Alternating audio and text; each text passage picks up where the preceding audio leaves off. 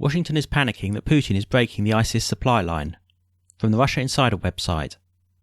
Originally appeared at NEOPresse, translated from German by Susan Neumann. ISIS is integral to the West's strategy for toppling Assad. For years, the US-directed NATO alliance has made sure that convoys full of food, weapons and other goods have got to the terrorist groups IS and al-Qaida via the Syrian-Turkish border. Russian airstrikes have massively impeded this service, if not brought it to a standstill. Russian airstrikes hit one of these convoys in the northwest town of Azaz, and the Turkish-based newspaper Daily Sabah is reporting the following. Quote, "At least 7 people died, 10 got injured after an apparent airstrike, reportedly by Russian jets, targeting an aid convoy in northwest Syrian town of Azaz, near a border crossing with Turkey on Wednesday." Unquote. Strangely enough, this incident wasn't picked up by the Western high-performance press. This is rather atypical considering that both sides are currently engaged in a propaganda war. It almost seems like US NATO either don't want to draw attention to the location of this remaining supply line, or it wasn't an aid convoy, but a supply truck for IS. The Daily Sabah report continues. Quote, "Speaking to Daily Sabah, Serkan Negris from the Humanitarian Relief Foundation, IHH, said that the targeted area is located some 5 kilometres southwest of the Onkunipar border crossing. Negris said that IHH has a civil defence unit in Azaz, and they help locals extinguish the trucks. The trucks were probably carrying aid supplies or commercial materials," Negris added. Unquote. Regardless of what kind of goods were transported, this confirms that terrorists in the area near the border crossing are in charge. This is where the supply line from Turkey to IS can be found. Already in November 2014, the border crossing was mentioned in an article by Deutsche Welle, DW, that described a scene of hundreds of trucks waiting at the border to get into IS territory, probably with Ankar's approval. The DW article from 2014 reads as follows. Quote, "Every day, trucks laden with food, clothing and other supplies cross the border from Turkey to Syria. It is unclear who is picking up the goods. The hauliers believe most of the cargo is going to Islamic State militia.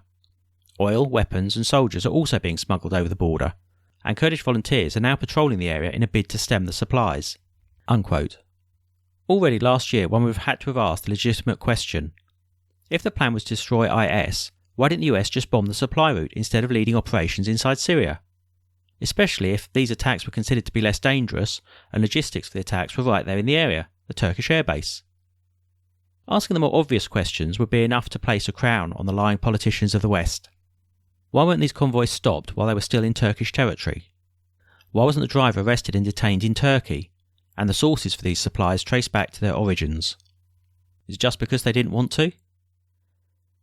When answering these questions, it has to be obvious to everyone, even those who don't give it much thought, that there's real intent behind this, and that USA NATO is purposely providing IS with supplies.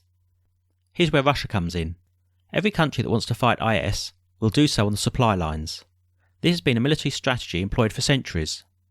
Russia's bombing of supply trucks near the border, so the fewest possible goods can be unloaded and redistributed through other means, is therefore logical, because if the supplies make it over one of the controlled border crossings, they will end up in the hand of terrorists. This development doesn't please the strategists in Washington one bit, and is probably the reason for the shoot-down of the Russian fighter jet. While Syrian and Kurdish forces control the border east of Euphrates, the Afrin-Jarablus corridor is the last remaining pathway for supplies to IS. The Syrian army has also begun a campaign, starting from Aleppo, and has advanced eastward. Eventually they will start to swing towards the Syrian-Turkish border at Jarablus. More or less at the same time the Syrian army began their campaign, Russia began bombing the area around Afrin, Al-Dana and Azaz to cut off the supply route. The interaction between Russian air raids and the Syrian army offensive on the ground have the potential to get rid of IS. This is an unparalleled nightmare for the planners in Washington. Closing this supply corridor would mean the complete defeat of the terrorists from IS, al-Nusra, etc., and it would mean the restoration of Syrian sovereignty and the government structures in this area. This could explain the sudden activity of the West in sending special forces to Syria, and as already mentioned, the reason for the shoot-down of the fighter jet. In summing it all up, it also becomes evident that the Syrian civil war never really was one. Rather, the terrorists were supported by the West from the very beginning, for the purpose of overthrowing Assad's government, as I've written in previous articles.